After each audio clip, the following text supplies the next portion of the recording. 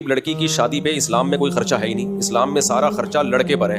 ولیمے کا خرچہ, مہر کا خرچہ, لڑکی پر تو ایک دھیلے کا خرچہ نہیں ہے. میں نے اپنی جب بیٹی کی شادی کی تھی میرا تو 1 روپیہ بھی خرچ نہیں ہوا, حالانکہ میرے پاس پیسے بہت تھے. اور کمال ہے ان دنوں میں نے اپنے گھر کے لیے فرنیچر خریدا. لوگ سمجھ رہے تھے بیٹی کے لیے جہیز خریدنے ہیں. میں نے کہا بھائی میں اپنی بیگم کے لیے جہیز خرید رہا ہوں, کیونکہ جب میری شادی ہوئی تھی اس میں بہت غریب تھا, تو بیگم کو ڈھنگ کا فرنیچر بھی نہیں دیا تھا. میں نے 2 کمروں کا ایک گھر لیا تھا کرائے پہ, 2500 کرایہ تھا اس کا, اور غریب آباد سے پرانا فرنیچر لے کے ڈال دیا تھا. میں نے کہا فی الحال گزارا کرو. تو پھر جب میری بچی کی شادی تھی تو مجھے خیال ہوا کہ اب اللہ نے مجھے گنجائش دی ہے تو میں اپنی گھر والوں کے لیے اچھا فرنیچر اب لے لیتا ہوں, کیونکہ ظاہر ہے شادی ہے تو وہ آئیں گے تو نا, لوگ گھر میں مہمان آئیں گے. تو اب میں اس وقت میں نے فرنیچر خریدا اپنے گھر والوں, اچھا فرنیچر خریدا. لوگ سمجھ رہے تھے میں بچی کے لیے جہیز خرید رہا ہوں. میں کہا نہیں بھائی, ہمیں جو بچی کے لیے سسرال ملا ہے وہ بھی خاندانی ہے الحمدللہ, وہ 1 روپے بھی جہیز نہیں لیتے. اور میں نے ان کو بھی بتا دیا میرے پاس پیسہ ہے الحمدللہ, جب میں اپنی گھر والی کے لیے لے سکتا ہوں تو بچی کے لیے نہیں لے سکتا, لیکن لوں گا نہیں. میں اس رسم کو ختم کرنا ہے, یہ جہیز کی رسم اتنا کنڈیم کرو, اس جہیز کی رسم کو اتنی حوصلہ شکنی کرو کہ جو جہیز دے رہا ہو لے رہا ہو لوگ اس کو لعنتیں دیں, ابے بے غیرت, ابے بے شرم.